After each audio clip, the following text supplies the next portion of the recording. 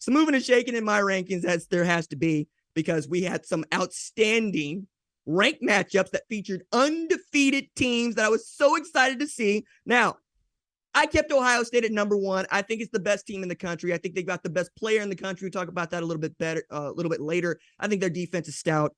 Georgia has done nothing really to make me believe that they're not one of the two best teams in the country, though I have thought about it. That's a nod toward Michigan more than it is toward Georgia.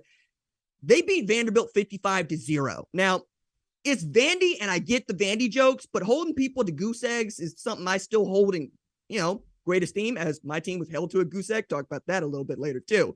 But putting up 55 on Vandy, surrendering nothing, you get to keep your 2 spot. Michigan had a statement game against an undefeated Penn State team at Michigan Stadium on the day that they had christened the Lloyd Carr Tunnel.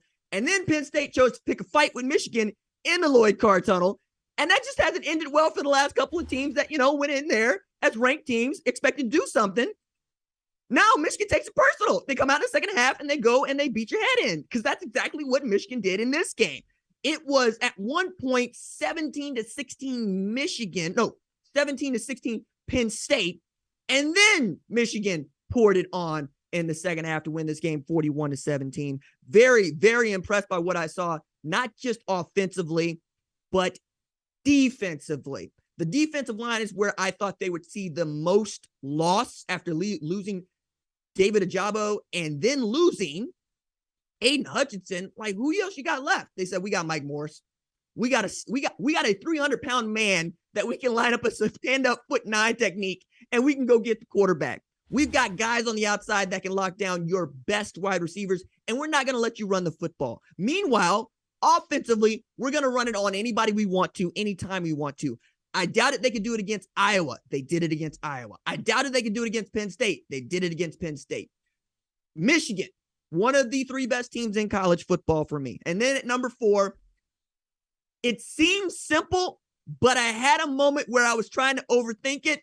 And shout out to producer Tyler's like, nah, man, Tennessee's at 4. It's fine. No, nobody's going to get upset about that after what they did against Alabama in Knoxville. A historic win, 52-49. Their first win against Alabama in 16 years. Their first win against Nick Saban at Alabama. And Josh Heupel would say, hey, I've beaten Nick Saban twice, guys. He did it 2013 with Trevor Knight at quarterback. But this is all about Hendon Hooker and really his relationship with Jalen Hyatt.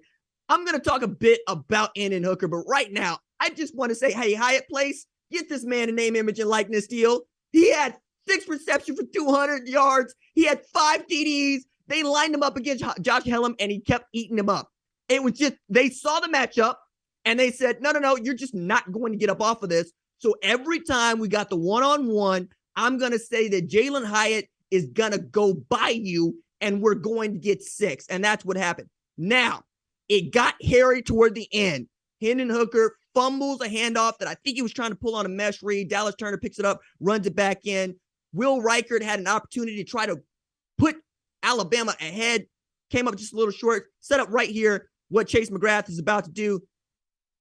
Between the uprights, I'm looking at this game, and everybody that I know is in, we're on a Zoom, we're watching it. I got Tyler in one corner, I got Jeremy Benbow who's running camera in front of me, and everybody's white knuckling this about what is this kicker gonna do? Because I'm expecting Nick Saban to call a timeout here, try to ice the kicker. And there's just all of these different scenarios. And what's this man say? No, I got it. It's fine. We're going to beat Alabama. We're going to beat Alabama for the first time since I was 2.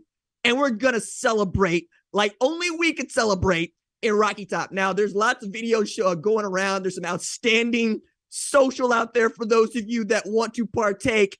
But I want to focus right quick on Peyton Manning next to, I believe, Jalen Hyatt smoking a cigar. And then we saw more cigars being smoked by Tennessee fans. And I believe there's even video of the University of Tennessee president smoking a cigar. So if you are not of the SEC and of the Alabama-Tennessee rivalry, you probably don't know that Jim Gustry got tired of losing to Tennessee as an athletic trainer at Alabama when Bear Bryant was at Alabama. So in 1961, he made a bet with the players. He said, if you guys can end a 6-year losing streak to the Tennessee Volunteers. I will stand on a table and dance naked. Well,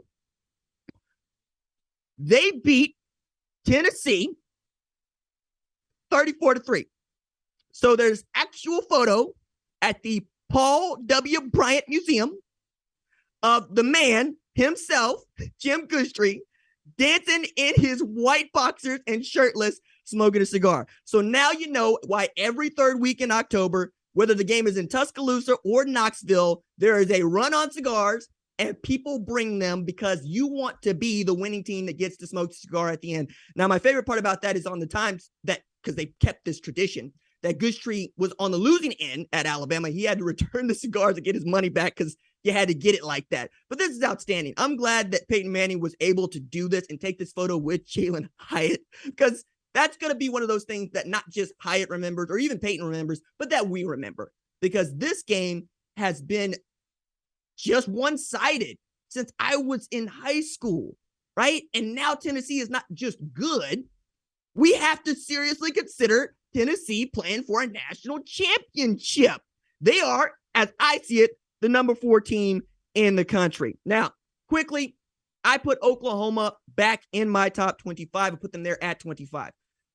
As it was, I'm having a discussion with my editor, Bob Harkins. Shout out Bob Harkins. As we're going back and forth about who's 25, because we're getting to the time of year where we're running out of good teams. And by good teams, I mean teams with 1 loss, 2 losses, ranked wins, what have you. So I'm looking at Tulane and I'm looking at Oklahoma. Tulane has a ranked win against Kansas State. Kansas State beat the hell out of Oklahoma. Okay, I get that. Oklahoma has a bad loss to Texas, but we all agree that Texas is good when Quinn Ewers is playing. And Oklahoma didn't have its starting quarterback or its starting tailback. There was no Dylan Gabriel. There was no Eric Gray. Okay. I'm also going to throw in here that Tulane has a loss to Southern Miss. Now, as much as I love Southern Miss, I got an actual paper at the historical archives there that you can go visit and see because, well, my grandmommy was a big deal. My mother went to the University of Southern Mississippi. I was raised in Hattiesburg, but they 3-3, dog.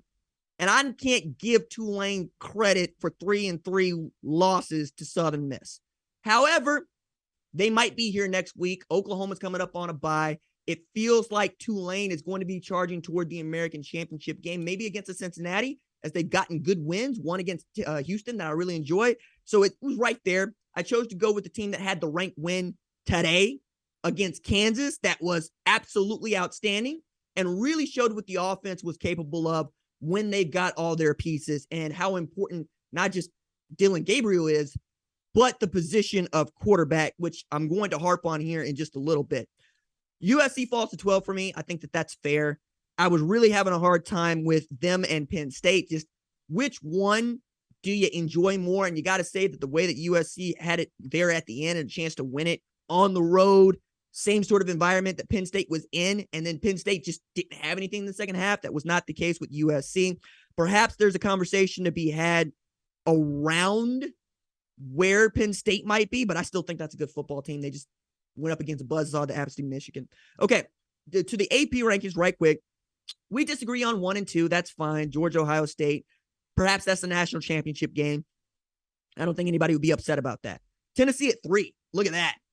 That's how big a win is for the Associated Press voters over Nick Saban in Alabama, even as Nick Saban in Alabama had shown signs that this was in the cards. From the moment that you escaped 2019 against Texas, it's not that we think that Texas isn't that good. It's that, oh my, Alabama might not be that good. And it's not because they're not talented. They're clearly talented. They're just not as disciplined as they've been in years past with the penalties. And they had some really just un-Saban-like plays. Like there's a not even a muff punt. We had a player touch a ball that he shouldn't touch that ends up going back to Tennessee on a punt return. And then Tennessee scores on that possession. That's, for me, the difference in the game. Things like that are the reason why I'm not really as high on Alabama as perhaps we should be. But clearly, there were a lot of voters that watched that game, and they're giving their flowers to Tennessee. Michigan at 4, I don't really have a problem with. I mean, as I keep going down this, they put USC right where I put them. Basically identical with the exception of perhaps Tulane and Oklahoma, which I just talked about a little bit.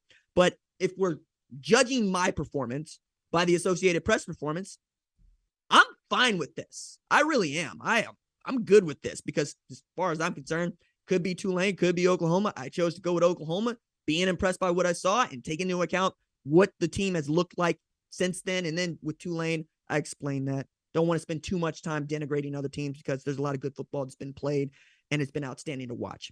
Thank you for watching the #1 college football show. Please remember to subscribe to the channel and like this video so that you don't miss any of the best college football coverage in America.